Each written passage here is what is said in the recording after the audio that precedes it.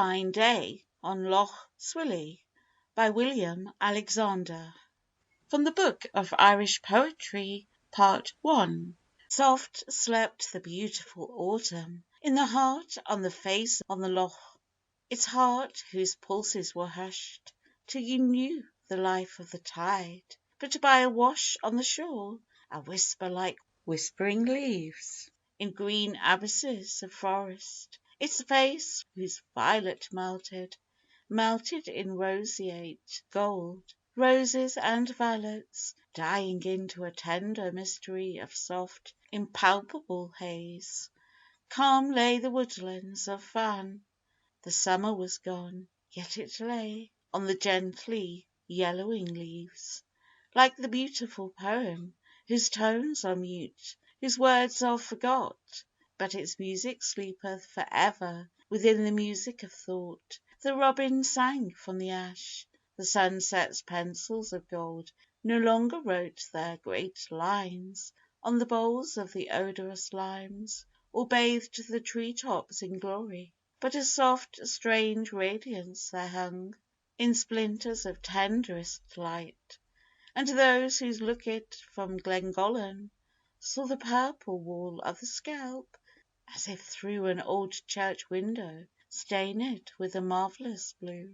From the snow-white shell strand of inch you could not behold the white horses lifting their glittering backs, tossing their manes on Dunree, and the battle of Makamish was lulled in the delicate air. As in old pictures the smoke goes up from Abraham's pyre, so the smoke went up from Rathmullen, and beyond the trail of the smoke was a great deep fiery abyss of molten gold in the sky, and it set a far track up the waters, ablaze with gold like its own, over the fire of the sea, over the chasm in the sky.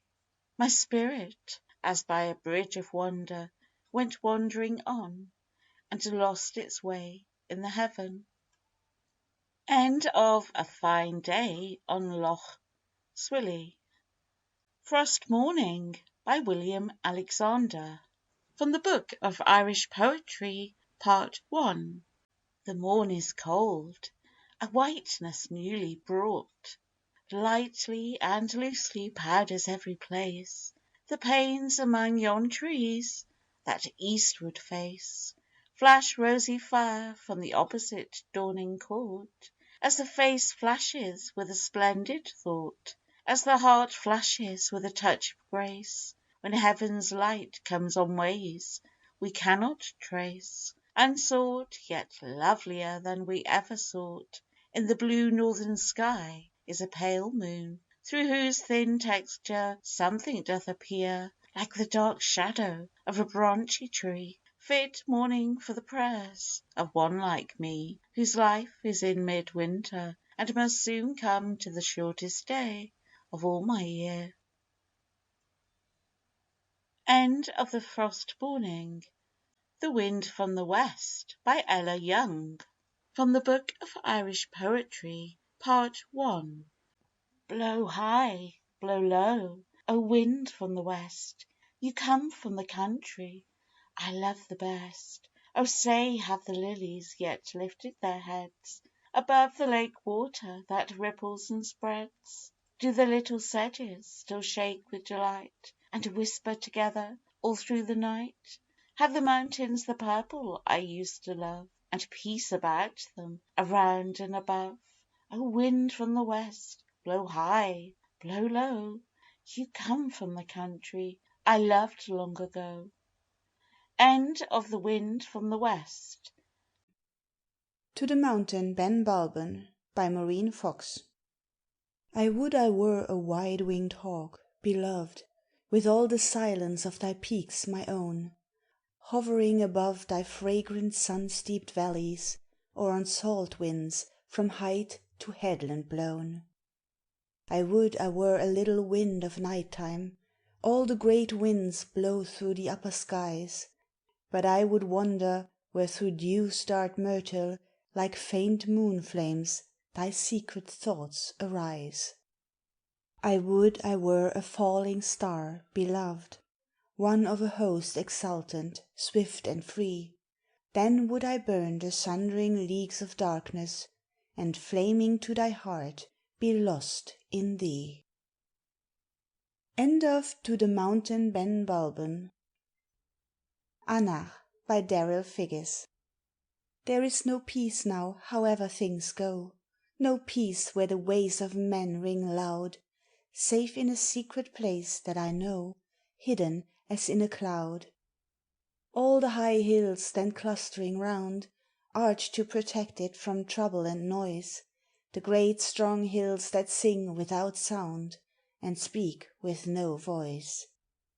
There lies Carrock, the mute low lake, and Bannafrawer lying aloft, peacefully sleeping, or even if they wake, lapping low and soft. Upon the high hilltops the heather may be crying, and over the hilltops the voices of men are heard, but here only water lapping and sighing, or the wail of a bird. Peace, peace, and peace from the inner heart of dream, more full of wisdom than speech can tell, dropped like a veil round the show of things that seem with an invisible spell. End of Anach. The Fairies' Lullaby, from the Gaelic, by Eleanor. My mirth and merriment, soft and sweet art thou, child of the race of Conn art thou, my mirth and merriment, soft and sweet art thou, of the race of Colin Conn art thou.